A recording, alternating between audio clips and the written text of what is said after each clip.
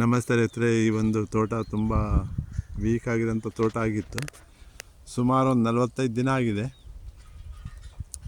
ನಾವು ಆರ್ಗ್ಯಾನಿಕ್ ಗೊಬ್ಬರ ಕೊಟ್ಟಿದ್ದೀವಿ, ಫ್ರಾಮ್ ಪೊಟ್ಯಾಶ್ ಮತ್ತು ಆರ್ಗ್ಯಾನಿಕ್ ಕರಿ ಗೊಬ್ಬರ ಬರ್ತಲ್ಲ, ಅದು ಕೊಟ್ಟಿದ್ದೀವಿ. ಇವಾಗ ಗಿಡ ಸಾಕಷ್ಟು ಚೇಂಜಸ್ ಆಗಿದೆ. ತುಂಬಾ ಬಡವಾಗಿರೋಂಥ ಗಿಡ ಇವಾಗ ಗ್ರೀನಿಶ್ ಆಗ್ತಾಯಿದೆ. ನೀರು ಸಫಿಷಿಯೆಂಟ್ ಇದೆ. ಈ ಮುಂದೆ ಈ ತೋಟಕ್ಕೆ ನಾವು ಜೀವಾಮೃತ ಮಾಡಬೇಕು. ಇದು ರೈತರ ಅಭಿಪ್ರಾಯ ಆಗಿದೆ. ಇದು ತುಂಬ ವೀಕ್ ಅಂತ ಇರೋಂಥ ಒಂದು ತೋಟ ಇವಾಗ ಕನ್ವರ್ಷನ್ ಆಗ್ತಾಯಿದೆ. ಇವಾಗ ಸುಳಿಗಳೆಲ್ಲ ತುಂಬ ಹಸಿರಾಗಿ ಬರ್ತಾಯಿದೆ ಆಲ್ರೆಡಿ. ಅದು ಎಲ್ಲ ಇಷ್ಟು ಕಾಣ್ತಿದ್ದೋ ಹಳೆ ಎಲೆ ಇದೆ. ಇವಾಗ ಸುಳಿಗರಿಯಲ್ಲಿ ಏನು ಬರ್ತದವಲ್ಲ, ಆ ಗರಿ ತುಂಬ ಹಚ್ಚ ಹಸಿರಾಗಿದೆ.